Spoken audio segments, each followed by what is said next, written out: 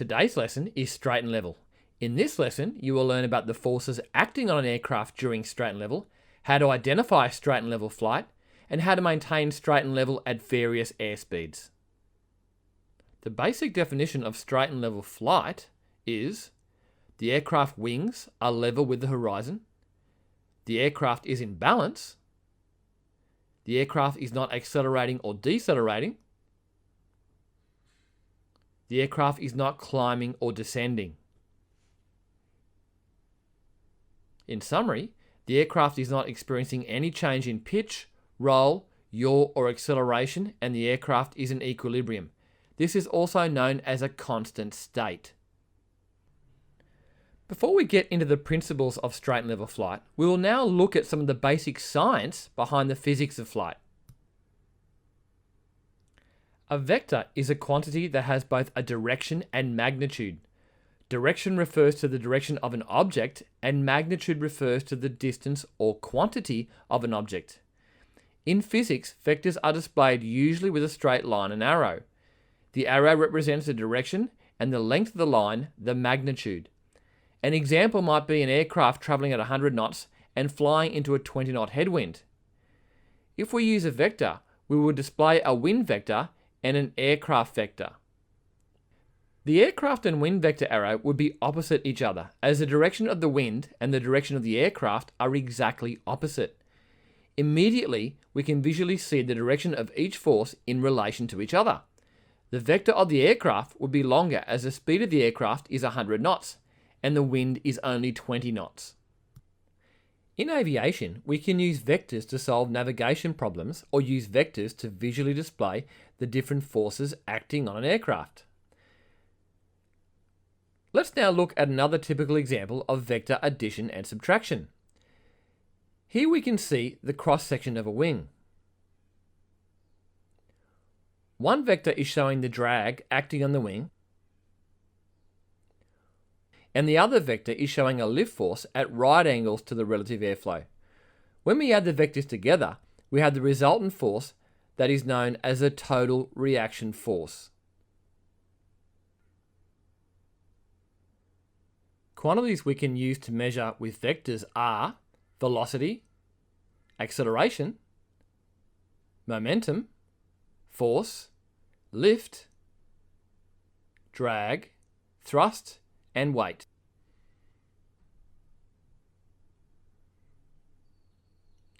Airflow is simply the movement of air. Relative airflow is the movement of air in relation to the aircraft or the aircraft wing.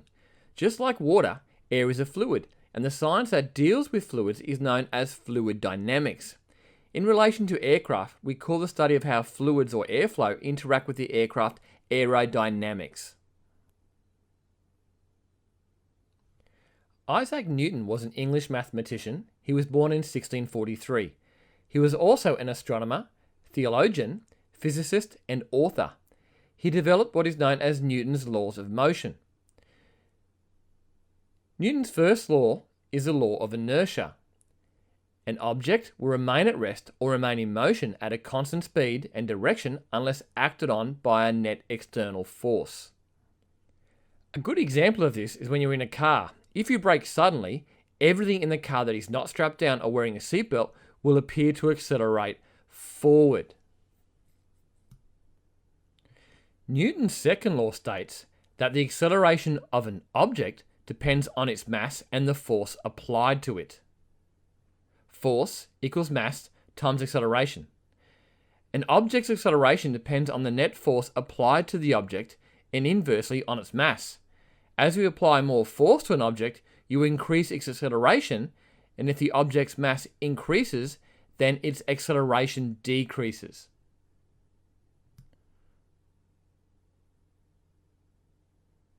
Two cars with the same force and mass will accelerate on a flat surface at the same rate. If we add more weight to one car, it will accelerate at a slower rate, even though the force is the same. Newton's third law states that whenever an object exerts a force on another object, the second object exerts an equal and opposite force on the first object. An example is if you're in a canoe and you push backwards with the paddle, the canoe moves forward. The Bernoulli principle. Bernoulli principle was created by Daniel Bernoulli, a Swiss mathematician who was born in the 1700s.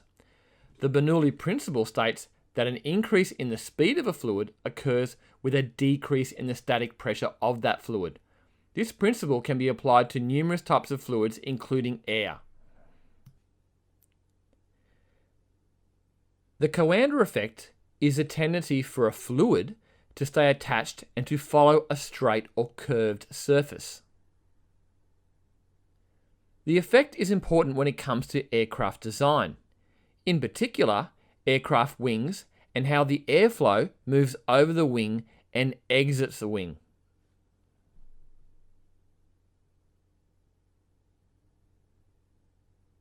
An aircraft flies because the aircraft is able to generate a force known as lift.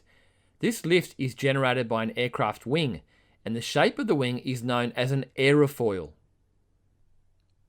Let's now look at an aerofoil in more detail. The leading edge is the front of the aerofoil. The trailing edge is the rear of the aerofoil. The chord line is a line joining the leading and trailing edge in a straight line. The mean camber line is a halfway point between the upper and lower surface of the aerofoil. The point of maximum thickness is the thickest part of the wing. The relative airflow is the airflow that moves over our aerofoil. The angle of incidence is the angle between the chord line of the aerofoil and a reference axis or nominated straight line from the front to the back of the aircraft. The angle of attack is the angle between the chord line and the relative airflow. The center of pressure is a point on an aerofoil where the resultant sum or vector of all forces acts. There are many reasons why the aerofoil produces lift. Lift always acts at right angles to the relative airflow. This force creates the lift required for the aircraft to fly. Here we can see a cross-section of our aerofoil. We can see a vector arrow showing the relative airflow, a vector arrow showing lift acting at right angles to our relative airflow, and we can see drag as a vector. Lift is always accompanied by a force known as drag. The majority of drag on this diagram is caused by induced drag. Induced drag is caused by the production of lift and increases with an increase in lift. We can also see when we add these force vectors together, we get a resultant force known as a total reaction. In simple terms, an aerofoil produces lift by creating a lower pressure above the wing than below the wing. This produces a net upward force. To create this pressure difference, two things need to happen. We either need the top of the wing to be curved, or we require the wing to be inclined or angled towards the relative airflow, or both. So how does a curved surface or an inclined angled wing cause a drop in pressure on the top of the wing? To understand why we get a drop in pressure above the wing, we need to firstly look at the Coanda effect. As discussed, the Coanda effect causes the airflow to follow the curvature of the wing. This means when the relative airflow hits the front of the wing, it is deflected up and over the wing and below the wing. Due to the Coanda effect and the shape or angle of the wing in relation to the airflow, it deflects and curves the airflow over the wing. The deflection of the airflow causes a drop in static pressure above the wing. In fact, even if we had a straight, non-curved wing, if we angle the straight wing in relation to the relative airflow, a drop in static pressure will occur. This is one reason why paper aeroplanes can produce lift even though they have no curved upper surface. When the airflow hits the front of the wing, due to the curvature of the aerofoil, or angle of the wing in relation to the airflow, it curves upward, causing a drop in pressure that not only produces lift, but it also sucks or accelerates more airflow over the top of the wing, which, due to Bernoulli's principle, causes a further drop in pressure. This curvature of the airflow is actually what causes a drop in pressure. The greater the curvature, or camber, the greater the drop in pressure. Due to the Coanda effect, the airflow is deflected down at the back of the aerofoil. This results as a force moving down at the rear of the wing. Due to Newton's third law, an opposite force must result from this downward force, and this upward force is lift. The amount of lift a wing produces is determined by the shape of the wing, the density of the air, the viscosity or compressibility of the air, the velocity of the air over the wing, and the inclination of the wing in relation to the relative airflow. The lift equation is the coefficient of lift times the density times velocity squared times the wing area divided by 2. Pilots basically have control over 3 variables when it comes to lift. Firstly, on most aircraft, we can control the flaps that can change the camber, shape, and sometimes even the surface area of the wing. If we increase the camber, we can increase the lift. Secondly, we can control the speed of the aircraft and therefore the velocity of the airflow over the wing. If we increase airflow over the wing, we increase the lift. Thirdly, pilots can change the inclination, also known as angle of attack of the wing of the aircraft, in relation to the relative airflow. The more angle of attack in relation to the relative airflow, the more lift that is produced up to a certain point.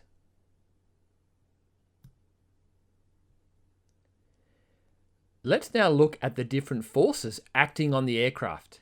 As we saw earlier, the main forces are total reaction, weight, thrust, and parasite drag.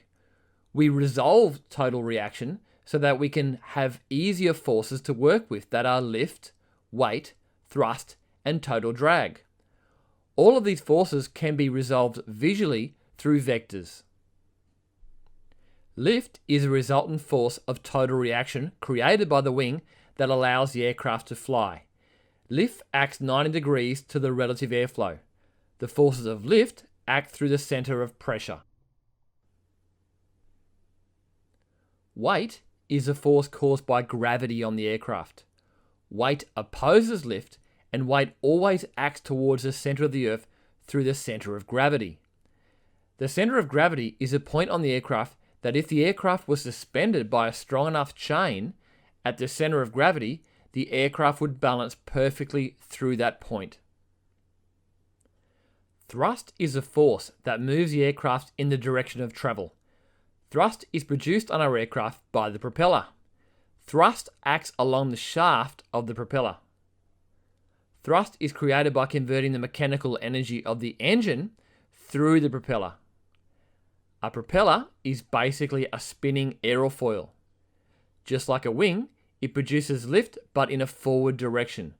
We call this forward lift force thrust. Drag is a force that acts in the opposite direction of thrust. Drag is caused by the friction of a solid object against the airflow, differences in air pressure, and the creation of lift. Parasite drag is caused by the aircraft itself and its components being exposed to the relative airflow. Induced drag is drag caused by the lift being produced by the wing and is part of the resolution of the total reaction we saw earlier. Drag acts rearward in the opposite direction of the aircraft. The total drag force on the aircraft changes depending on weight, aircraft configuration, airspeed, temperature, and pressure. A couple is a pair of equal parallel forces that are opposite in direction. A moment relates to a twisting or rotating force. We can use the formula weight divided by force times arm equals moment. Or we can just picture it. For instance, if the fuselage is long, it has a longer arm, and the rudder doesn't need as much force to get the same result or moment. Both lift and weight are a couple, as they are forces that act opposite in the direction. However, they do not act exactly opposite to each other. Lift acts through the center of pressure, and weight acts through the center of gravity. Both the center of pressure and center of gravity can change depending on angle of attack, use of flap, and the weight and the position of the weight on the aircraft. This variation creates a couple that causes a pitching moment up or down depending on the differences of lift and weight and the position of the center of pressure and the center of gravity. In most training aircraft, the center of gravity is situated in front of the center of pressure. Also, the elevator has been designed as a neutral balancing force that provides stability to the aircraft. The pilot can also assist this stability through the elevator to maintain level flight. The thrust and drag forces are rarely directly opposite each other, and the standard design is to have the thrust line lower than the drag line. This has the effect of creating a pitching moment up when we increase power and a pitching moment down when we decrease power. On some low-wing aircraft, the coupling can be different. However, the airflow forces on the elevator still cause the nose to pitch up when we increase power and pitch down when we decrease power. Once again, the elevator is a balancing force and can be controlled by the pilot to maintain level flight. Later in your flight training, you will learn the importance of calculating weight and balance for your aircraft. If we do not distribute the weight within the aircraft tolerances, we could create a very dangerous pitching moment where the elevator does not have enough balancing force to stabilize the moment. We can see from this graph that as the lift increases with an increase in angle of attack, so does the induced drag. This curve represents the relationship between lift and drag.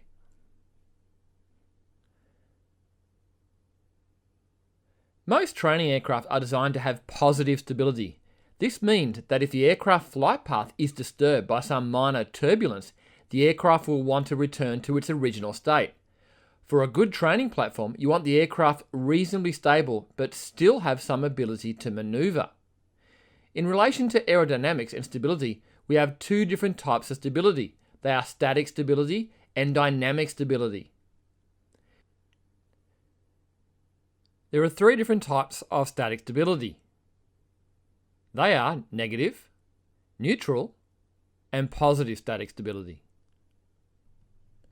Negative stability means an aircraft will continue to move away from its stable state and become more unstable when it is disturbed. For instance, if the aircraft encounters turbulence, it will continue to pitch up and not return to level flight. Some aircraft, for instance, some advanced fighter jets, have been designed to have slightly negative stability to make them more maneuverable, and they require an onboard computer to manipulate the controls to make them appear stable and make it easier for the pilot to control the aircraft. However, for training aircraft, negative stability would be unacceptable. An aircraft with neutral stability will tend to stay in the same position when it is disturbed. For instance, if an aircraft with neutral stability is rolled slightly to the left and you let go of the controls, it will have a tendency to stay there and not return to level flight like an aircraft with positive stability. Most high-performance aerobatic aircraft have neutral stability.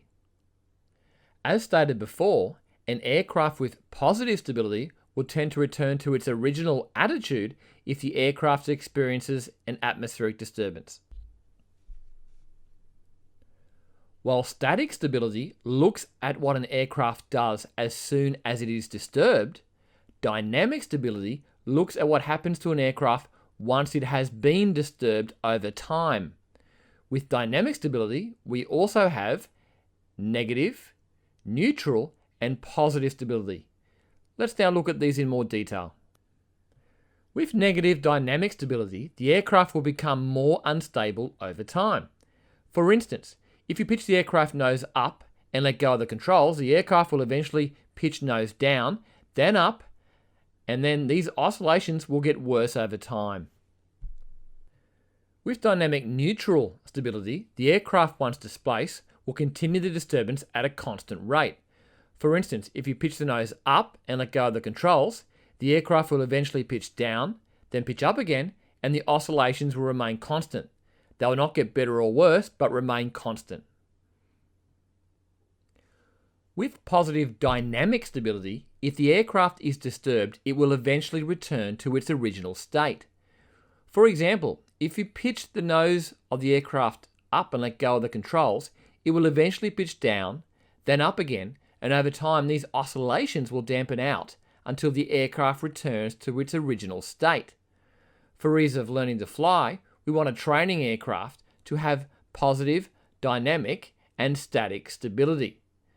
Positive stability also makes flying straight and level a lot easier. Let's now look at a clearer definition of straight and level flight. Straight means the aircraft is flying straight to a point or in a constant direction. Level means the aircraft is maintaining level height. In relation to maintaining straight and level height, it's important to note that the horizon is always our primary reference. We call the gap between the nose of the aircraft and the horizon the attitude. A very important rule is that power plus attitude plus aircraft configuration equals performance. Another way to think of performance is to think of the aircraft's airspeed. An aircraft that can maintain straight and level at 200 knots has a higher performance than an aircraft that can only maintain straight and level flight at 100 knots. By adjusting the aircraft's power or attitude, we can vary the aircraft's performance. If we increase power, we can increase the amount of thrust our aircraft produces. There are some other minor variables that do affect an aircraft's performance. We have environmental factors such as temperature and pressure that can affect the engine performance and lift available for our aircraft. However, we will ignore these factors in today's lesson. How an aircraft is configured can also affect its performance. For instance, flaps can create more drag and affect an aircraft's performance, or if an aircraft has a retractable undercarriage, this can also affect the aircraft's performance if the undercarriage is retracted or fixed into position. For simplicity, for today's lesson, we are only going to look at the effect that power and attitude has on our straight and level performance. Visually, it is very important that we recognize what straight and level looks like in relation to the horizon.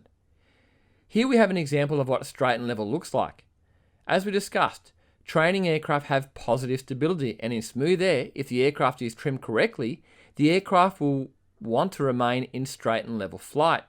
However, we are flying through an atmosphere that is rarely static. Wind and thermals often displace the aircraft and require the pilot to make minor adjustments to assist the aircraft in returning to straight and level flight. We are now going to look at how we identify and keep the aircraft straight. One way we can possibly tell we are straight is that the wings are level with the horizon. If due to an atmospheric disturbance, the horizon moves to our left, we can deduct that the aircraft is actually rolling to the right. To correct this, we gently move the control column to the left until the wings are level with the horizon. We then move the control column back to the neutral position. Likewise, if we suddenly notice the horizon moves to the right, we know that the aircraft has rolled to the left. To return to straight and level, we simply move the control column gently to the right until the wings are level with the horizon. We then move the control column back to the neutral position. In this example, we can see from the aircraft's attitude that the aircraft is maintaining level height. We can also use our instruments to verify this, and we discuss this in more detail later. If due to an atmospheric disturbance we notice the horizon moving down the windscreen and the gap between the nose and the horizon getting smaller, we can deduct the aircraft is pitching up. To correct, we simply move the control column forward until we return to our level attitude.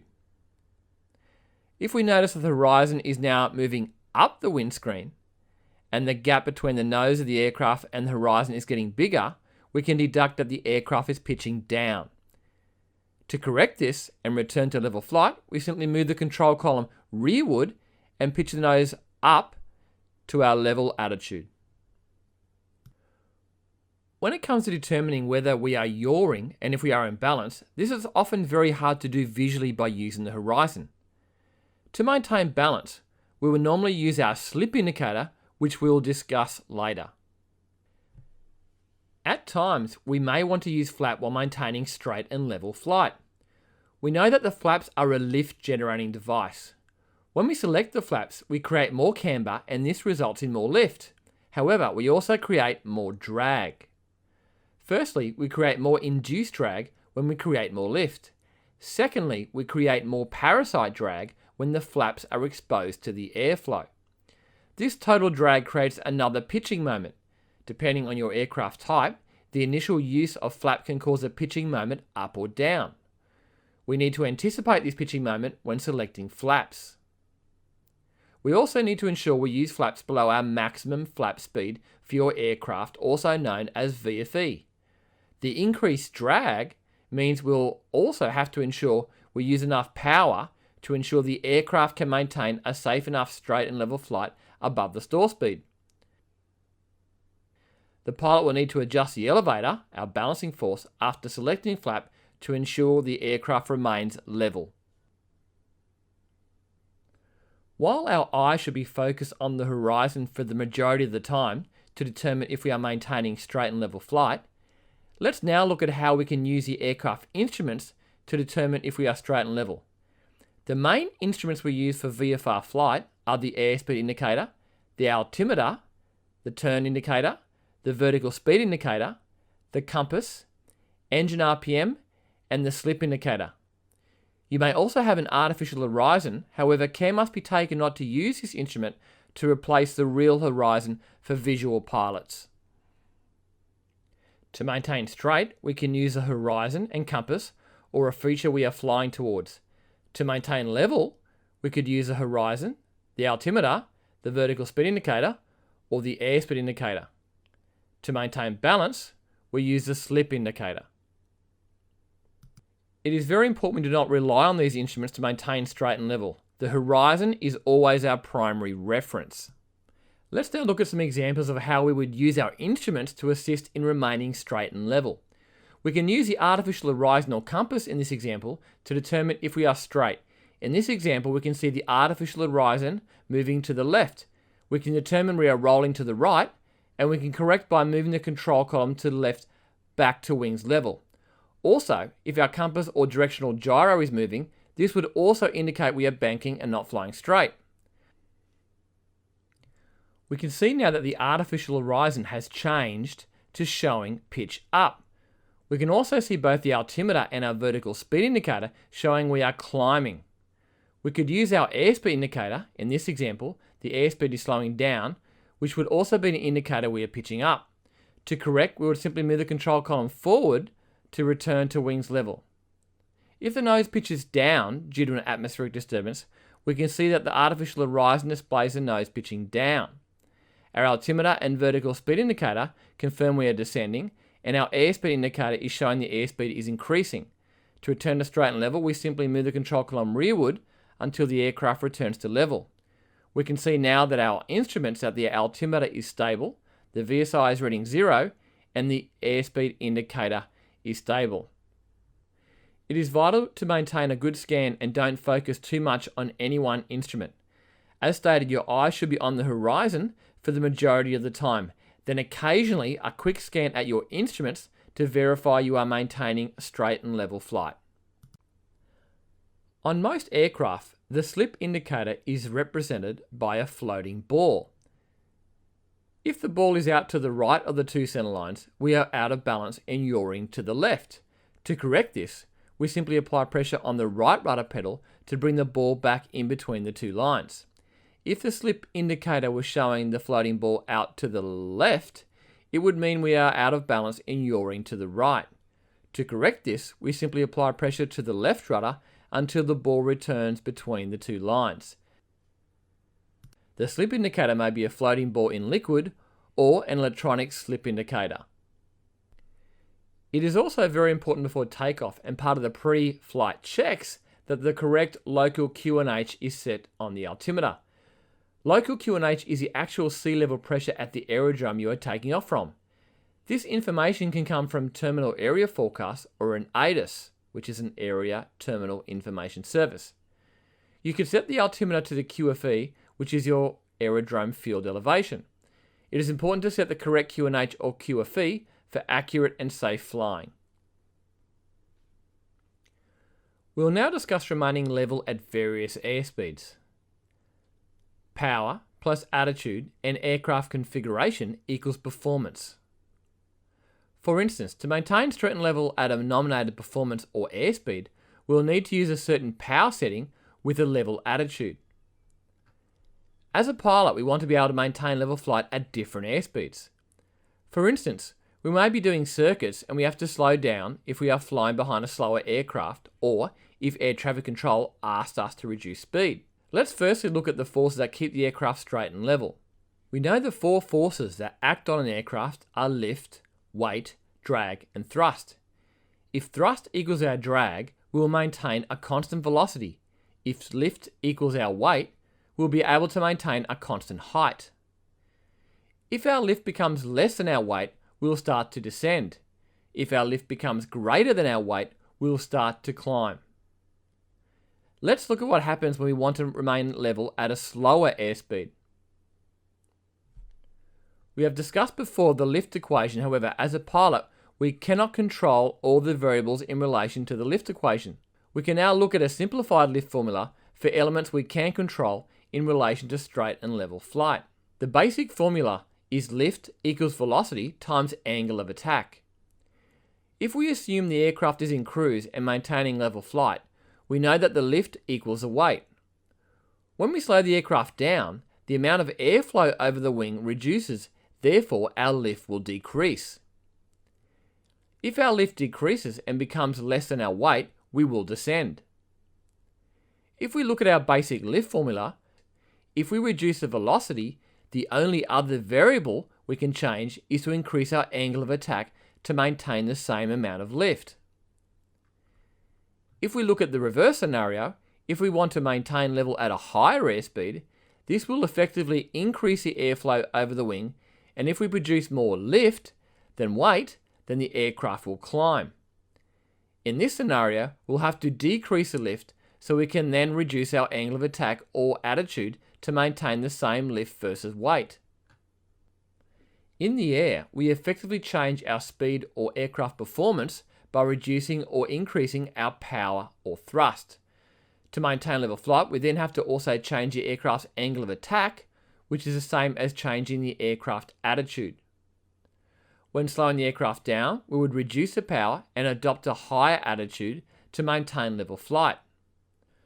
When moving to a higher airspeed or performance, we need to increase the power available. If we want to maintain level flight, we would need to adopt a lower attitude to maintain level flight.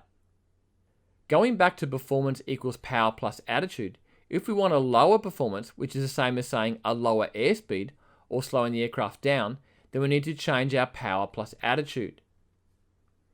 If we want a higher performance, which is the same as saying a higher airspeed, then we need to also change our power plus attitude.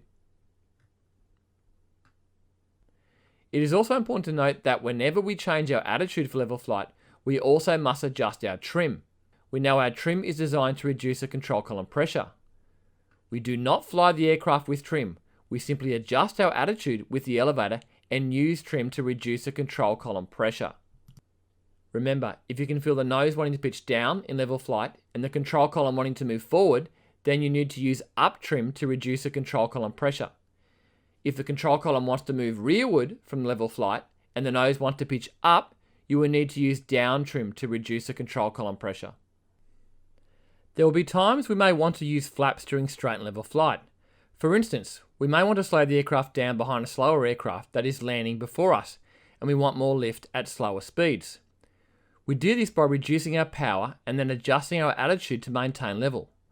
Once below VFE, that is, the maximum flap extension speed, we then select flap.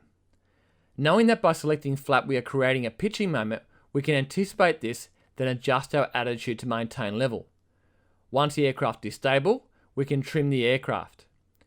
It is important during our straight and level exercise that we are smooth on the controls and very smooth with the application of throttle.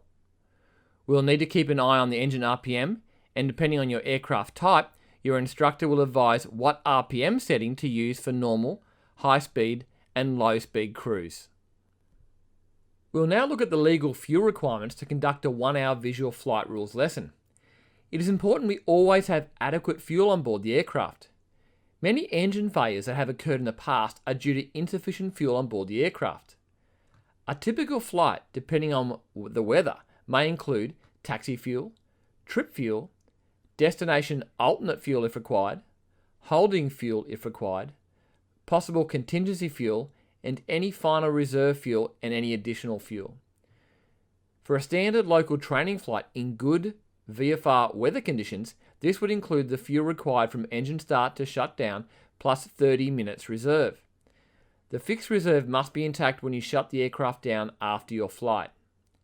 This is the legal minimum, and if weight permits, having more fuel for contingencies is always a good idea and a display of good airmanship. When flying, it is important the pilot maintains adequate separation from other aircraft and maintains a good visual lookout for other aircraft. We call this principle see and avoid. A good scan is critical to look out for other aircraft. Scanning right to left, then back left to right, above and below the horizon, looking for other aircraft. It is also important while scanning to stop intermittently to focus on an object on the ground at a distance to ensure your eyes are focused on distant objects. When flying, pilots use a term known as a clock code. The clock code is very simple. Imagine a clock superimposed below our aircraft. The nose of the aircraft pointing to 12 and the tail pointing to 6 p.m. If an aircraft is out to your right-hand side of the wing, it will be 3 o'clock. If it's off to your left wing, it will be 9 o'clock. If the aircraft is directly behind you, it will be 6 o'clock. We move around the clock in 1 hour increments. If the aircraft is below your aircraft, we also say the aircraft is low. If it is above your aircraft, we say the aircraft is high. We describe this to each other in the sky by direction, clock, high-low to make it easier for the other person to look in the aircraft direction. We can also add in other information as required, for example, right, 3 o'clock, low, moving away from us. If we spotted an aircraft at 1 o'clock on the same altitude as us, we would say the aircraft is at 1 o'clock level. Some of the potential threats you can encounter when flying straight and level at varying airspeeds is ensuring at low speeds the aircraft has enough power, attitude, and airspeed to maintain level flight with a large enough safety margin above the stall. During the lesson, you'll be looking at maintaining level with use of flap. On the airspeed indicator, we have a white arc known as VFE or flap limiting speed. You cannot use the flap over this speed. When using flaps, you must ensure airspeed is below this speed so we do not damage the flaps. We hope you enjoyed the straight and level pre-flight briefing. We suggest you complete the quiz to test your knowledge at the end of this video. Happy and safe flying, and see you next time on Go Fly Online.